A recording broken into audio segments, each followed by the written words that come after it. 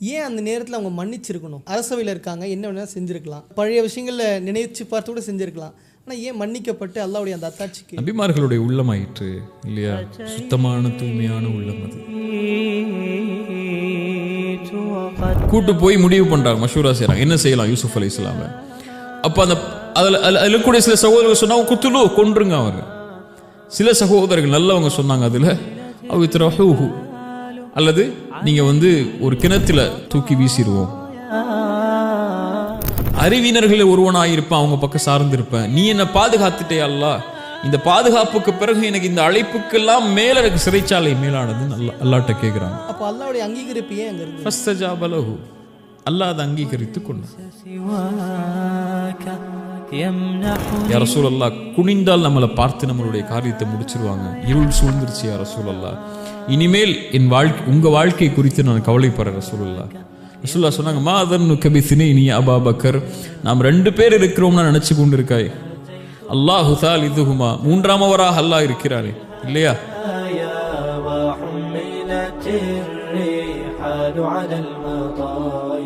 அஸ்ஸலாமு அலைக்கும் வரஹ்மத்துல்லாஹி வபரகாத்துஹு. பிஸ்மில்லாஹிர் ரஹ்மானிர் ரஹீம். அல்ஹம்துலில்லாஹி ரப்பில் ஆலமீன். வஸ்ஸலாத்து வஸ்ஸலாமு அலா சய்யிதினா முஹம்மதின் வ அலா ஆலிஹி வ ஸஹ்பிஹி அஜ்மஈன். அம்மா பஅத். கண்ணியத்திற்குரிய அல்லாஹ்வின் அடியார்களே, கடந்த எபிசோடில் யங்ஸ்டர்ஸ் ஃபேஸ் பண்ணக்கூடிய ப்ராப்ளம்ஸை பற்றியும் குர்ஆன் சுன்னா எந்த அளவுக்கு நமக்கு சொல்யூஷனாக இருக்குது அப்படின்றத பற்றியும் பார்த்தோம். அந்த வரிசையில் இந்த பாட்காஸ்ட்டில் சூரத்துல் யூசுஃபை பற்றியான ஒரு டீட்டெயிலான கான்வர்சேஷன் நம்ம பார்க்க போகிறோம். அதற்கு ஷேக் அப்துல் பாசித் புகாரி அவர்களோடு இந்த பாட்காஸ்ட்டில் இணைவோம். அஸ்ஸலாமு அலைக்கும் வரஹ்மத்துல்லாஹி வபரகாத்துஹு. வலைக்கும் அஸ்ஸலாம் வரஹ்மத்துல்லாஹி வபரகாத்துஹு. கைஃபுல் ஹால் யா ஹபீப்? அல்ஹம்துலில்லாஹ், நல்லா இருக்கேன். எப்படி இருக்கீங்க? நல்லா இருக்கேன் ஹபீப். ஹபீப், இப்போ லாஸ்ட் கான்வர்சேஷனுடைய கண்டினியூவேஷனாக நம்ம இதை பார்க்குறோம். நிறைய விஷயங்கள் நம்ம பார்த்தோம். குர்ஆனும் சுன்னாவும் எந்த அளவுக்கு நமக்கு ஒரு ஊன்றுதலாக இருக்குது அப்படின்றத பார்த்தோம். குர்ஆனில் சூரத்துல் யூசுஃப் அப்படின்றது முக்கியத்துவப்படுத்தப்படுது. ஏன்னா பல நபிமார்களுடைய இடத்துல நபி வரலாறு சொன்னாலும் சூரத்துல் யூசுஃப் மட்டும் நபி ஸல்லல்லாஹு அலைஹி வஸல்லம் அவர்களுக்கு ஏன், எப்போது, குறிப்பாக எதற்காக இறக்கப்பட்டுச்சு? பிஸ்மில்லாஹிர் ரஹ்மானிர் ரஹீம். சூரா யூசுஃபை பொறுத்த வரைக்கும் அல்லாஹ் குர்ஆனில் நபிமார்களுடைய வரலாற்றிலிருந்து வித்தியாசப்படுத்தி முழுமையான ஒரு நபியுடைய வரலாற்றை அல்லாஹ் ஒரே சூறால அல்லாஹ் இறக்குன ஒரு சூறால சூரா யூசுஃப் முக்கியமானது. ரசூலுல்லாஹி ஸல்லல்லாஹு அலைஹி வஸல்லமுக்கு சூரா யூசுஃப் எதற்காக முழுமையாக இறக்கப்பட்டுச்சுன்னா, அல்லாஹ்வுடைய தூதர் ஸல்லல்லாஹு அலைஹி வஸல்லமுடைய வாழ்க்கையும் நபி யூசுஃபுடைய வாழ்க்கையும் ஒத்து பார்த்தீங்கன்னா ஒரே மாதிரி இருக்கும். அவங்க அனுபவித்த சோதனைகளும் இவங்க ரசூலுல்லாஹி ஸல்லல்லாஹு அலைஹி வஸல்லம் அனுபவித்த சோதனைகளும் ஓரளவு ஒத்து போகும். ரசூலுல்லாஹி ஸல்லல்லாஹு அலைஹி வஸல்லமுடைய வாழ்க்கையில் இந்த ஒரு சூறாவின் மூலியமாக அல்லாஹ் நிறைய இடங்களில் வழிகாட்டணும்னு நாடுறான். இது நான் இப்போ சொல்லக்கூடிய ரசூலுல்லாஹி ஸல்லல்லாஹு அலைஹி வஸல்லமுடைய ஆரம்ப காலத்தில் இருந்து ரசூலுல்லாஹ்வுடைய மரணம் வரைக்கும் அல்லாஹ்வுடைய தூதர் இந்த வரலாற்றிலிருந்து எப்படி பாடம் எடுத்தாங்கிறது நம்ம போக போக பேசும்போது நமக்கு புரிய வரும். ரசூலுல்லாஹி ஸல்லல்லாஹு அலைஹி வஸல்லமுடைய வாழ்க்கையில் மிக முக்கியமான காலகட்டம் மக்காவுடைய ஆரம்ப காலம். ரசூலுல்லாஹி ஸல்லல்லாஹு அலைஹி வஸல்லம் அவங்கள நபித்துவத்துக்கு முன்னாடி மக்காவாசிகள் அல் அமீன் அஸ்ஸாதிக்னு சொன்னாங்க, உண்மையாளர், நேர்மையாளர்னு சொன்னாங்க. அவங்கள அரவணைச்சு கொண்டாங்க. தங்களுக்கு வரக்கூடிய பிரச்சனைகளில் கூட தீர்ப்பு சொல்றதுக்கு நபித்துவத்துக்கு முன்னாடி இருந்த முஹம்மது ஸல்லல்லாஹு அலைஹி வஸல்லம் காபாவுடைய கல்லை எடுத்து வைக்கிறதுக்கு குறைஷிகள் அல்லாஹ்வுடைய தூதரை தான் தேர்ந்தெடுத்தாங்க. வரக்கா இப்னு நௌஃபல்கிட்ட போய் அல்லாஹ்வுடைய தூதர் நபித்துவத்தை எடுத்து வைக்கும்போது, நபித்துவத்தை பற்றி அவங்க செவிமடுக்கும் போது வரக்கா இப்னு நௌஃபல் சொன்ன ஒரு வார்த்தையை ரசூலுல்லாஹி ஸல்லல்லாஹு அலைஹி வஸல்லம் நம்பலை. வரக்கா இப்னு நௌஃபல் சொன்னாங்க, எந்த சமூகம் உங்களை அரவணைக்குதோ அதே சமூகம் உங்களை விரட்டும்னாங்க. அது ரசூலுல்லாஹி ஸல்லல்லாஹு அலைஹி வஸல்லம் ஏற்றுக்கொள்ள முடியல. எப்படி என் மக்கள், என் மக்காவாசிகள், என் குறைஷிகள், என் குடும்பத்தார்கள் எப்படி என்னை விரட்டுவாங்கன்னு நினச்சாங்க. அல்லாஹ்வுடைய தூதர் நபித்துவத்தை எடுத்து வைக்க ஆரம்பித்த உடனேயே அபூலஹப் என்ன சொன்னா, நபியே நீ நாசமாவீராக, முஹம்மதே நாசமாவீராக. அல்லாஹ் வசனம் இறக்கணும், தப்பத் யதா அபி லஹபி வ தப். அபூலஹபுடைய அந்த வார்த்தைக்கு அப்புறம் ரசூலுல்லாஹி ஸல்லல்லாஹு அலைஹி வஸல்லம் அவங்க அதை ஏற்றுக்கொள்ள முடியல. அவங்களால தன் குடும்பத்தார் தன்னை சபிக்கிறாங்க. ரசூலுல்லாஹி ஸல்லல்லாஹு அலைஹி வஸல்லமுடைய வாழ்க்கையில் 2 ஆண்டுகள் ஏற்படுது. மக்காவுடைய காலத்தில் 2 ஆண்டுகள் ரசூலுல்லாவையும் அவங்களோட இஸ்லாமை ஏற்றுக்கொண்ட எல்லாரையும் ஒதுக்கி வச்சுறாங்க மக்காவாசிகள். நீங்கள் ஒதுங்கி போயிருங்கன்னு சொல்லி, உங்களுக்கு இடையில வியாபார தொடர்போ, வணிக தொடர்போ, உணவு தொடர்போ, திருமண தொடர்போ எதுவுமே கிடையாது. சஹாபாக்கள் சொல்கிறாங்க, அந்த 2 ஆண்டுகளை பற்றி, அபூ தாலிபுடைய பள்ளத்தாக்கில் இருந்த 2 ஆண்டுகளை பற்றி, எங்களுடைய குழந்தைகளுக்கு பால் கொடுக்கறதுக்கு எங்களுடைய பெண்களுடைய மார்பில் பால் சுரக்காது. குழந்தைகள் அழகக்கூடிய சப்தத்தோடு தான் நாங்கள் இரவுடைய தூக்கத்தை எடுத்துக்கொள்வோம். ஆட்டின் புழுக்கைகளை சாப்பிட்டு, நாங்கள் இலைத்தலைகளை சாப்பிட்டு எங்களுடைய வயிற்றை ஆட்டி கொண்டோம். அவ்வளவு கொடுமையான நிகழ்வுகளை 2 ஆண்டுகள் ரசூலுல்லாஹி ஸல்லல்லாஹு அலைஹி வஸல்லம் சந்திச்சாங்க.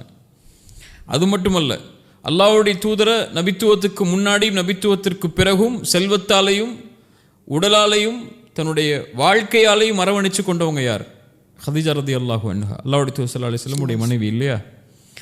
நபித்துவத்துக்கு முன்னாடியும் அவங்க தான் அல்லாஹ்வுடைய தூதருக்கு உறுதுணையாக இருந்தாங்க. செல்வத்தாலையும் உடலாலையும் சரி, தன்னுடைய வாழ்வு முழுவதாலையும் சரி. அதனால தான் ரசூலுல்லாஹி ஸல்லல்லாஹு அலைஹி வஸல்லம் எல்லா மனைவிமார்களும் ஹதீஜாவை பற்றி நினைவு கூறும்போது கொஞ்சம் இடைஞ்சல் கொடுக்கும்போது ரசூலுல்லாஹ் சொன்னாங்க, ஹதீஜாவோட யாரும் ஒத்து போக முடியாது உங்களில்.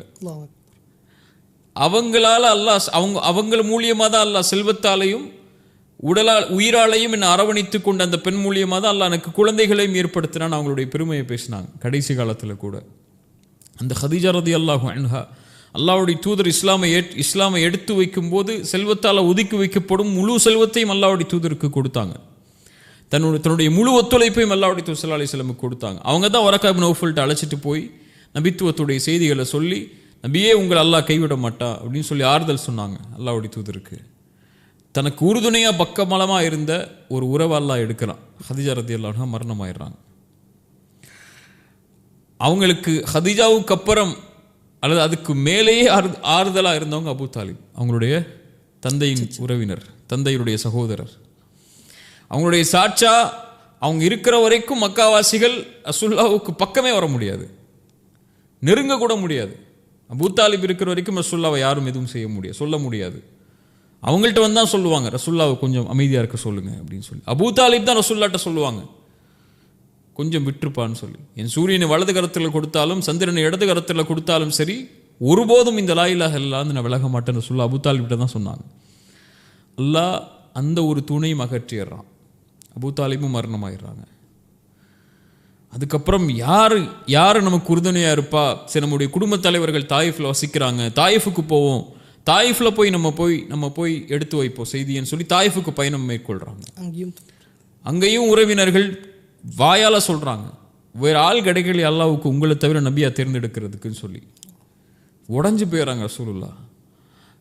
சிறுவர்களை கொண்டும் வாலிபர்களை கொண்டும் கல்லால் எறிஞ்சு விரட்ட சொல்கிறாங்க அல்லாஹ்வுடைய தூதரை.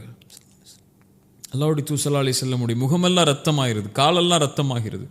ரசூலுல்லாஹி ஸல்லல்லாஹு அலைஹி வஸல்லம் கவலையோட மக்காவை நோக்கி திரும்பி வர்றாங்க. இப்படி ரசூலுல்லாஹி ஸல்லல்லாஹு அலைஹி வஸல்லம் வாழ்க்கையில் ஹதீஜாவுடைய மரணம் ரலியல்லாஹு அன்ஹு, அபூ தாலிபுடைய மரணம், தாயிஃபுடைய விரட்டல், 2 ஆண்டுகளுடைய அந்த சிறைவாசம், ரசூலுல்லாஹ்வுடைய எல்லாம் பறிக்கப்பட்டுடுச்சு. கண்ணியமாக வாழ்ந்தாங்க அல்லாஹ்வுடைய தூதர், கண்ணியத்தை எடுத்துட்டாங்க மக்காவாசிகள். உரிமையோடு வாழ்ந்தாங்க மக்கால குடும்பத்தார்கள், உரிமை பறிக்கப்பட்டுடுச்சு. உறவுகளுடைய இழப்புகள் எல்லாம் நடக்குது. ரசூலுல்லாஹ்வுக்கு ஒரு பெரிய இருள் சூழுது. இப்போ இந்த இருளில் இருந்து அல்லாஹ்வுடைய தூதருக்கு வழிகாட்டணும். இதே இருள் தான் யூசுஃபையும் சூழ்ந்துச்சு. அவங்க தான் அழகு, உலகத்தில் படைக்கப்பட்ட அழகுலேயே பாதி அழகோடு படைக்கப்பட்ட நபின்னு சொல்லி மேராஜில் யூசுஃபை பார்த்தோன்னு ரசூலுல்லாஹி ஸல்லல்லாஹு அலைஹி வஸல்லம் சொன்னாங்களே இல்லையா? யாக்கூப் அலைஹிஸ்ஸலாமுடைய பிள்ளைகள்லேயே யாக்கூப் அலைஹிஸ்ஸலாமுக்கு விருப்பமான பிள்ளை யார்? யூசுஃப் அலைஹிஸ்ஸலாம். ரசூலுல்லாஹி ஸல்லல்லாஹு அலைஹி வஸல்லம் நபி யூசுஃபை பற்றி சொல்லும்போது நபியின் மகன் நபி, கரீம் இப்னு கரீம், கண்ணியமிக்கவரின் மகன், கண்ணியமிக்கவர் யார்? இப்ராஹிம் அலைஹிஸ்ஸலாமுடைய மகன் இஸ்ஹாக்குடைய மகன் யாக்கூபுடைய மகன் யூசுஃப். ஒரு நபியுடைய அந்தஸ்தில், நபிமார்களுடைய வம்சத்தில் நபியுடைய அந்தஸ்திலேயே பிறக்கக்கூடிய ஒரு குழந்தை. அது எல்லாம் இருந்தது. ஆனால் அவங்களுடைய சகோதரர்கள் திட்டம் தீட்டி அவங்கள விரட்டி ஒதுக்கி தந்தையை விட்டு பிரித்து ஒரு இருளில் கொண்டு போய் சேர்த்துறாங்க. அந்த கிணத்துல தூக்கி போட்டு வீசிடுறாங்க. அந்த வரலாறு நமக்கு தெரியும், அது போக போக பேசுவோம். இப்போ யூசுஃப் அலைஹிஸ்ஸலாம் எப்படி இருள் நின்னாங்களோ அதே மாதிரி அல்லாஹ்வுடைய தூதர் ஸல்லல்லாஹு அலைஹி வஸல்லம் வாழ்க்கையிலையும் இருள் சூழுது. இப்போ அல்லாஹ் நபி யூசுஃபின் வரலாற்றின் மூலியமாக நபிக்கு அந்த இருளிலிருந்து வெளிவருவதற்குரிய பாடங்களை கொடுக்க ஆரம்பிக்கிறான். நபி யூசுஃப் எப்படி கடந்தார்னு பாருங்கள் நபியே. இந்த வரலாற்றின் மூலியமாக நீங்களும் பாடம் படித்து நபி யூசுஃப் எந்த நோக்கத்தின் நோக்கி போனாரோ அதே நோக்கத்தை நோக்கி தான் நீங்களும் போக போகிறீங்க. அதனால் தயாராகுங்கன்னு அல்லாஹ் நபிக்கு வழிகாட்டுவதற்காக அந்த கவலையின் ஆண்டுகளில் இறக்கப்பட்ட சூறா தான் நபி யூசுஃப் அலைஹிஸ்ஸலாமுடைய சூறா. அல்ஹம்துலில்லாஹ். ஹபீப், இந்த நபி ஸல்லல்லாஹு அலைஹி வஸல்லம் இவ்வளோ சிரமங்களை தாண்டி வந்திருக்காங்க அப்படின்றத பார்த்தோம். இப்போ யூசுஃப் அலைஹிஸ்ஸலாமுடைய ஆரம்பகட்ட காலத்தில் சிறு வயது அப்படின்னு நம்ம வரலாறு எந்த கிதாப் எடுத்து பார்த்தாலும் அந்த கிணற்றுடைய சம்பவம் அது அல்லது மனாமுடைய சம்பவம், அந்த ட்ரீமுடைய சம்பவம் பற்றி நம்ம பார்க்குறோம். எந்த அளவுக்கு இந்த ட்ரீமுடைய சம்பவம் ஏன் நமக்கு இவ்வளவு விஷயத்தை ஏற்படுத்து தாக்கத்தை? யூசுஃப் அலைஹிஸ்ஸலாம் ஒரு கனவு காண்றாங்க சிறு வயதில் இருக்கும்போது. அல்லாஹ் அதை தான் சொல்கிறான். யார்கிட்ட சொல்கிறாங்க? அவங்களுக்கு விருப்பமாக இருக்கக்கூடிய தந்தைகிட்ட சொல்கிறாங்க. வாப்பாட்ட போய் சொல்கிறாங்க, யா அபதி இன்னி ரஅய்து அஹத அஷர கௌகபன் வஷ்ஷம்ஸ வல் கமர ரஅய்துஹும் லி சாஜிதீன். அவ்வளோதான் சொல்கிறான். என் தந்தையே, ஒரு கனவு பார்த்தேன். அந்த கனவுல சூரியனும் சந்திரனும் 11 நட்சத்திரங்களும் எனக்கு முன்னால் பணிகிறது, சஜிதா செய்கிறது, பணிந்து நிற்குது. இந்த